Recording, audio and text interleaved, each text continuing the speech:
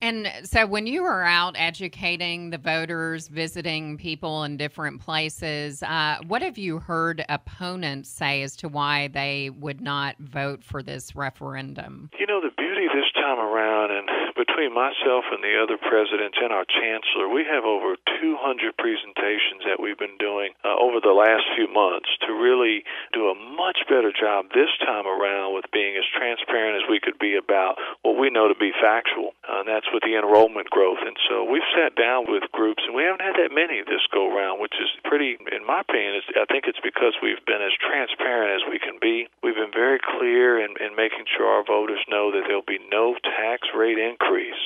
As a matter of fact, our board, about 2 board meetings ago, just decreased the tax rate by 7%. It was at 11.6, and they went down to 10.8. That's the second largest decrease we've had in our rate in several years. Actually, the first reduction was in 1974, and we've only been open since 1973. That's 41 years. So it shows their commitment to our folks here that we're not going to raise that rate. And so we've been doing a better job with getting that message out there to groups or folks who may have some opposition. We're just trying to give them the facts, and we're also trying to give them the return on investment. A lot of folks typically, if they don't have a student who goes to Lone Star College, they don't know where they fit in. And so what I've been telling them is that, well, if you've ever been stopped by a sheriff or policeman in our county, 9 times out of 10, they've gotten their education from Lone Star College. Because we train over 60% of all the police force that's here. Same way with fire. If you've ever had to call the fire department or EMS or the nurses, if you've been in our hospitals and you've had to have a nurse take care of you, you can ask those CEOs of those hospitals, we're training them. We're training our workforce, and those students want to stay here in Montgomery County.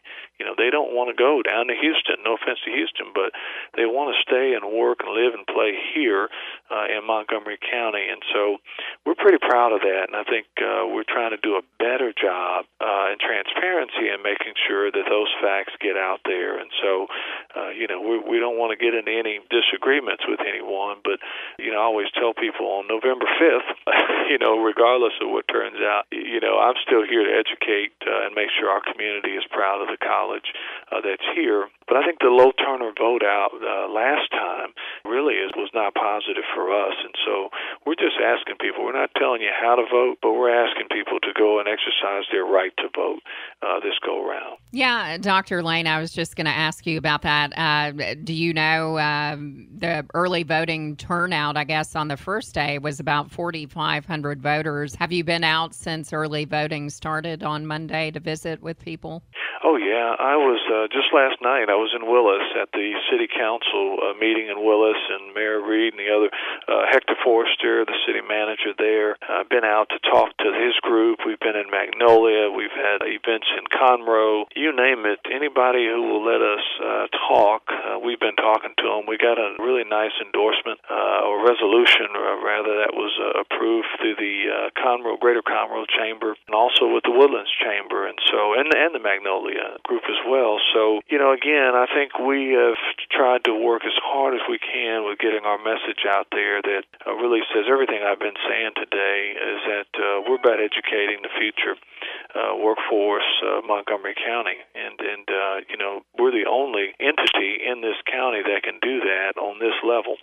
Obviously you have the ISDs who are doing it at a lower level because of the age, obviously K through 12. But when it comes to higher education, CE workforce certificates, we like to think that we're the best bang for your buck, and we're filled with quality and how we go about doing our business, and good stewards of taxpayer dollars. So you won't see us wasteful or do anything that's going to cause a strain on anyone in our particular counties that we represent.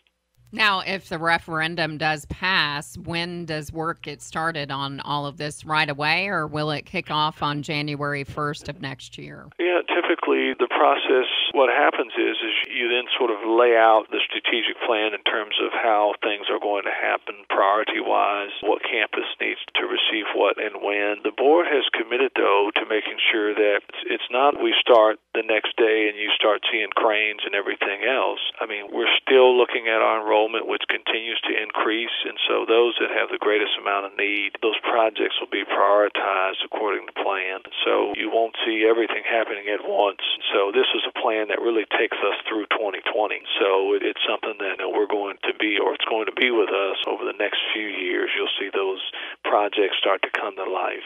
Any final thoughts on the referendum that you want to get out to the audience? I think it's important to remember the size of our institution and how that continues to grow. Folks continue to move to Montgomery County, not only citizens, but businesses continue to come here with ExxonMobils and the like. And it's our responsibility, we think, is to continue to turn out a quality student who's going to be able to work here in Montgomery County, pay taxes, be a good citizen, and represent themselves well. And, we've been doing that for 41 years. Our campus here at LSC Montgomery has been doing that for almost 20 years. And so with that being said, we'd like to continue to be able to do those things. The return on investment, if you think about what we actually pay in our property taxes, and I live here too, by the way, and pay taxes, so I'm just as concerned with making sure that, we're good stewards.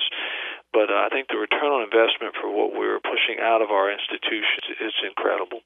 For us, we're pretty excited about the possibilities that this bond has within the actual package. As you know, our institutions, we have 6 within our system. We have increased in enrollment year after year after year. Just this year, this fall, we've reached 82,000 students system-wide, and those are just credit students. So if you add in our CE and workforce students, non-degree seeking students, those are students who are seeking certificates and things like welding and machining and automotive technology. That puts us over 90,000 students. And I don't think a lot of people realize how large the Lone Star College system is, but 90,000 students ranks us among the largest community college system in Texas. The only school that gets, or system that gets close to that is Dallas County Community College District. So we're up 7% in our enrollment across our system, which for us, that's a phenomenal amount of growth. There are other institutions in this state that actually have seen decreases.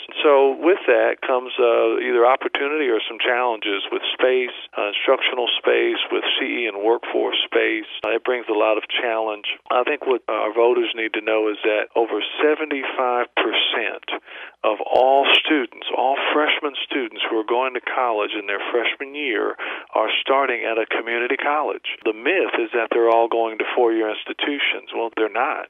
If you look at the graduating class at Willis High School, at Montgomery High School, at Conroe High School, or any other ISDs within our service areas, we're getting over 25, 30, 40% of their high school seniors. And so students, at least in the state of Texas, they continue to come to community colleges to seek out opportunity for a couple of reasons. Some could be obviously quality for us, but then convenience and cost. If you think about our costs as compared to where you'd go to a four-year institution, we'd like to think we're pretty reasonable. And just to give an example, for 12 hours, it would cost you about $730 to take 12 hours. So we'd like to think that we're pretty affordable. So to give you an idea locally how that's going to help us with the bond is, let's take the Conroe Center, for example. When we had the last bond approved in 2008, we were fortunate because of the voters to go and build the Conroe Center right in the middle of the industrial park. So it's become a great partnership between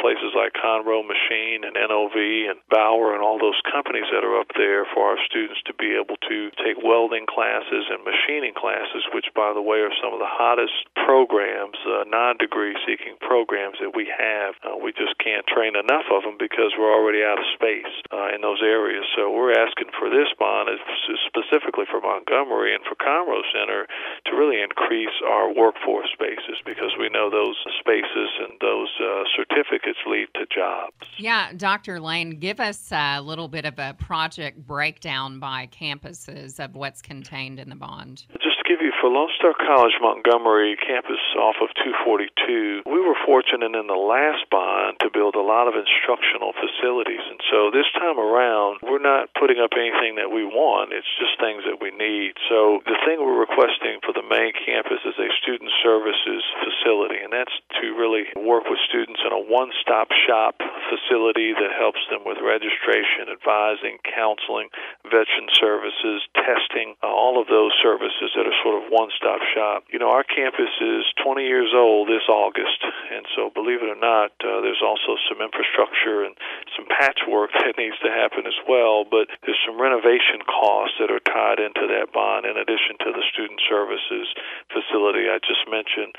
And the other part are the roadways. If you've been on our campus, to get on our campus is pretty tricky, especially now with the 242, the flyover that's coming in, but also it's very tricky to get off of it, and so we're trying to expand our entry and exits to the main campus. Over at the Conroe Center, this is what I was mentioning earlier, we have a tremendous need to be able to turn out more welders, more machinists, more automotive technologists.